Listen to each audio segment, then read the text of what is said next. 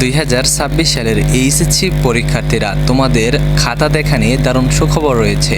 তো অলরেডি তোমাদের প্রথম দিকে যে পরীক্ষাগুলো হয়েছিল সেগুলোর খাতা কিন্তু দেখা শুরু হয়ে গেছে এবং কিভাবে শিক্ষকরা নাম্বার দিচ্ছেন এবং শিক্ষামন্ত্রী কি পদক্ষেপ নিয়েছে তোমাদের খাতা দেখায় সেই বিষয়গুলো আজকে তোমাদের মাঝে উপস্থাপন করব।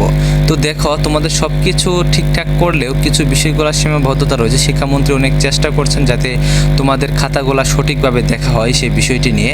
তো দেখো, তোমাদের রসায়ন পরীক্ষায় কিন্তু ভুল ছিল প্রশ্নে, তারপরে কিন্তু এটা কিন্তু শিক্ষা বোর্ড স্বীকার করে নেয়নি। তারপরে তোমাদের আরও যে বিষয়গুলোতে ভুল রয়েছে সেগুলোও কিন্তু স্বীকার করে নেওয়া হয়নি। কিন্তু পদার্থবিজ্ঞানে কিন্তু 20টা নাম্বার, 2টি সৃজনশীলের কথা কিন্তু তারা স্বীকার করে নিয়েছে এবং এই 20টা নাম্বার কিন্তু সকল শিক্ষার্থীকে দেওয়া হবে। এবং তোমরা সকলে জানো যে সারা বাংলাদেশে কিন্তু একই প্রশ্নে কিন্তু পরীক্ষা হচ্ছে, আলাদা আলাদা বোর্ডে কিন্তু আলাদা আলাদা প্রশ্ন করা হয়নি। এটি একটি সহজ একটি বিষয় তোমাদের জন্য, কারণ দেখা গেছে যে 2-1 টিচারের কাছে শুনলে কিন্তু পুরো বাংলাদেশের অবস্থাটা জানা যাবে যে আসলে কি সিস্টেমগুলো তারা দিয়েছে। তবে দেখো, শিক্ষামন্ত্রী যে সিস্টেমগুলো দিয়েছেন এবার কিন্তু অনেক কড়াকড়ি হচ্ছে। শুধু তোমরা ভাবছো যে তোমাদের উপর অনেক কিছু চাপিয়ে দেওয়া হয়েছে, না, শিক্ষকদের উপর যে আসলে কতটুকু চাপিয়ে দেওয়া হয়েছে এটা শিক্ষকেরা বুঝতেছে। তো দেখো, এর আগের বছরগুলোতে শিক্ষকরা কত আরামায় এসে খাতা দেখতো, স্টুডেন্টদের দিয়ে খাতা দেখাতো, টিকটকারদের দিয়ে খাতা দেখাতো। এবার এসএসসি পরীক্ষাতেও কিন্তু এমনটা হয়েছে। তারপরে কিন্তু শিক্ষামন্ত্রী কড়া পদক্ষেপ নিয়েছেন।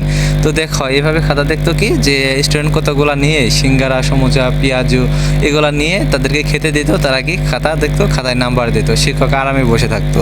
বিষয়টা হচ্ছে এরকম, মানে বেশি প্যারা নিত না যে একটা স্টুডেন্ট যতটুকু লিখেছে সেটা সঠিক নাম্বার কিন্তু স্টুডেন্টরা পায়নি। কিন্তু এবার অন্যরকমভাবে পদক্ষেপ নিয়েছে শিক্ষামন্ত্রী। তো দেখো, ইতিমধ্যে কিন্তু তোমরা একটা নিউজ কিন্তু পেয়ে গেছো যে চায়ের দোকানে বসে বন্ধুবান্ধবদের সাথে নিয়ে কিন্তু একজন টিচার খাতা দেখছেন। সেই টিচারকে কিন্তু শিক্ষা বোর্ডের থেকে কিন্তু তাকে কিন্তু শাস্তি দেওয়া হয়েছে এবং তাকে শোকজ করা হয়েছে। তার খাতাগুলো সব শিক্ষা বোর্ডে নিয়ে যাওয়া হয়েছে। তার বিরুদ্ধে কিন্তু শিক্ষা বোর্ড ব্যবস্থা নিয়েছে এবং আরও ব্যবস্থা ভবিষ্যতে নেবে বলে জানিয়েছে। তো এবার বুঝো তাহলে কতটা কড়াকড়ি হচ্ছে। তো তোমাদের এই যে খাতাগুলা, সেই খাতাগুলা দেখা নিয়ে কিন্তু অনেক নির্দেশনা দিয়েছে। যেমন ধরো, তোমাদের খাতাগুলা টিচাররা দেখবে, হ্যাঁ, দেখার পর যদি দেখা যায় যে এরকম হয়েছে যে তারা ঠিকভাবে নাম্বারিং করে নাই, তাহলে সেটা কিন্তু মনিটরিং করবে কিন্তু শিক্ষা বোর্ডে। অর্থাৎ তোমাদের টিচাররা যে খাতাগুলো দেখবে সেগুলো আবার মনিটরিং হবে শিক্ষা বোর্ডে। এটা কিন্তু আগে ছিল না। তো মনিটরিং করে যদি দেখে কোনো টিচার ঠিকমতো খাতা দেখে নাই বা ঠিকভাবে নাম্বার দেয় নাই, তাহলে সেই টিচারের বিরুদ্ধে কিন্তু ব্যবস্থা নেওয়া হবে। এটা কিন্তু নতুন একটা সিস্টেম চালু করেছে শিক্ষামন্ত্রী, যেটা তোমাদের শিক্ষার্থীদের জন্য খুবই ভালো একটি সুখবর। কারণ হচ্ছে যে এখন টিচাররা কিন্তু খেলায় কিন্তু ভালো স্টুডেন্টের যে খাতাগুলো রয়েছে সেগুলো কিন্তু দেখবে না। অবশ্য এটা যারা দুর্বল স্টুডেন্ট তাদের জন্য একটা দুঃসংবাদও বটে। তো যাই হোক, তোমরা যারা শিক্ষার্থীরা আছো, তো আরও গুরুত্বপূর্ণ কিছু তথ্য আজকের ভিডিওতে থাকবে। তোমাদের খাতাগুলো কীভাবে দেখা হচ্ছে, কীভাবে নাম্বার দিচ্ছে সেই বিষয়গুলো বলবো। তার আগে তোমরা যারা এখন পর্যন্ত আমাদের ফেসবুক পেজটি এবং ইউটিউব চ্যানেলটি সাবস্ক্রাইব করে রাখো নাই, তারা অবশ্যই আমাদের ফেসবুক পেজটি ফলো দিয়ে রাখো এবং ইউটিউব চ্যানেলটি সাবস্ক্রাইব করে রাখো। কারণ আমরা যখন তোমাদের নিয়ে কথা বলি বা তোমাদের নতুন আপডেটগুলো দিই, তখন কিন্তু সেটি তোমরা সহজে পাও না। যদি তোমরা ফলো দিয়ে রাখো, ইউটিউব চ্যানেলটি সাবস্ক্রাইব করে রাখো, তাহলে কিন্তু দেখা যাবে যে আমরা ভিডিও দেওয়ার সাথে সাথেই সেটি তোমাদের নোটিফিকেশনে চলে যাবে এবং তোমরা কিন্তু সাথে সাথেই দেখে নিতে পারবা। এতে করে তোমাদের অন্য কোথাও কোনো তথ্য খুঁজতে হবে না, অন্য কাউকে জিজ্ঞেস করতে হবে না। যেসব তথ্যগুলো তোমাদের জানা খুবই জরুরি। এইচএসসি পরীক্ষার সামনে তোমাদের রেজাল্ট, ইউনিভার্সিটি অ্যাডমিশনের তথ্যগুলো, এগুলো তো সকলেরই প্রয়োজন। তারপর তোমাদের ন্যাশনাল ইউনিভার্সিটিতে পরীক্ষা দিয়ে ভর্তি হতে হবে। অর্থাৎ এক কথায় তোমাদের আমাদের এই চ্যানেলটা বা ইউটিউব, আমাদের ফেসবুক পেজটা কিন্তু তোমাদের খুবই প্রয়োজনীয়। সমস্ত তথ্যগুলো দিয়ে তোমরা সহযোগিতা কিন্তু নিতে পারবা আমাদের ফেসবুক পেজ এবং ইউটিউব চ্যানেল থেকে। কাজে অবশ্যই আমাদের সাথে যুক্ত হয়ে যাও। তো দেখো, আসলে মূল বিষয় চলে আসি। যে বিষয়টি নিয়ে কথা বলছিলাম সেটা হচ্ছে যে তোমাদের খাতা দেখা। তো খাতায় কীভাবে নাম্বার দেবে, প্রথমে একটা কথা বলে নিই যে তোমাদের অঙ্ক পরীক্ষা যেটা আছে, যারা সায়েন্সে আসো, তোমাদের অঙ্ক পরীক্ষার খাতাগুলো তেমনভাবে তোমাদের দেখা হবে যেখানে তোমাদের যতটুকু তোমরা লিখেছো ততটুকুর উপর কিন্তু তোমাদের নাম্বার দেওয়া হবে। এবং অন্যান্য সাবজেক্টগুলো, যেমন ধরো যে বাংলা সাবজেক্ট ধরো বা অন্যান্য সাবজেক্টগুলো ধরো, প্রত্যেকটি সাবজেক্টের কিন্তু দ্বিতীয় পত্র আছে, শুধুমাত্র আইসিটি ব্যতীত।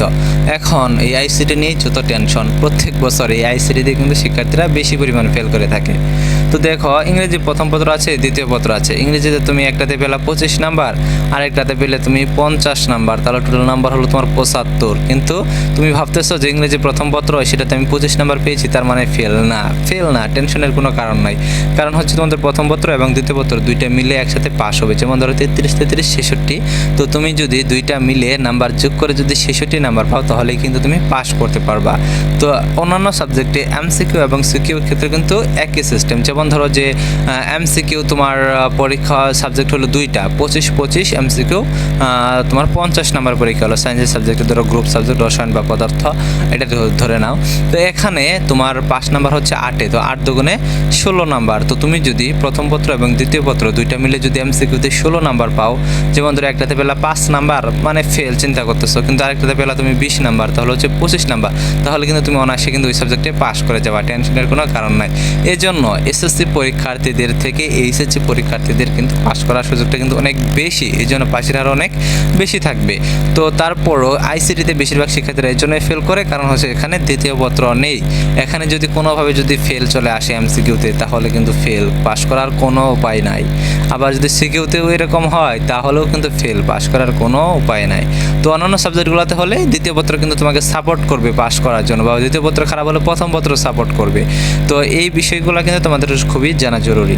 এবং তোমাদের যে নাম্বারগুলো দিচ্ছে, দেখো তোমরা যদি ক নাম্বার, খ নাম্বার এগুলো যদি ঠিকভাবে লিখে আসতে পারো, তাহলে কিন্তু দেখা যায় তোমরা কিন্তু অটোমেটিকলি নাম্বার পাবা। যেমন ধরো শিক্ষকদের সাথে কথা বলে জানা গেছে যে তোমরা যদি গ নাম্বার প্রশ্নে যে উত্তরটা চেয়েছে সেটা যদি তুমি সারসংক্ষেপে এক লাইনে লিখে দিতে পারো, তারপরেও কিন্তু তোমাকে 1 নাম্বার দেওয়া হবে।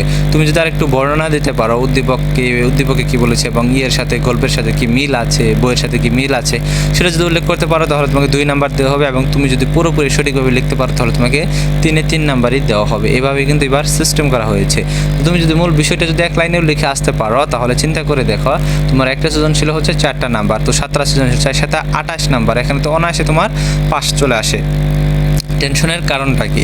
তো তোমরা যা লিখে এসেছো তার উপর ভিত্তি করে কিন্তু তোমাদের অবশ্যই নাম্বার দেওয়া হবে, এটা নিয়ে টেনশনের কোনো কারণ নেই।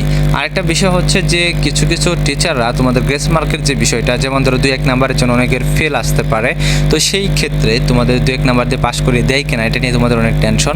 তো 2-1 নাম্বার দিয়ে অনেক টিচার পাস করে দেয়, আবার অনেক টিচার দেয় না। যদি দেওয়ার মতো অবস্থা না থাকে তাহলে তো দিতে পারবে না।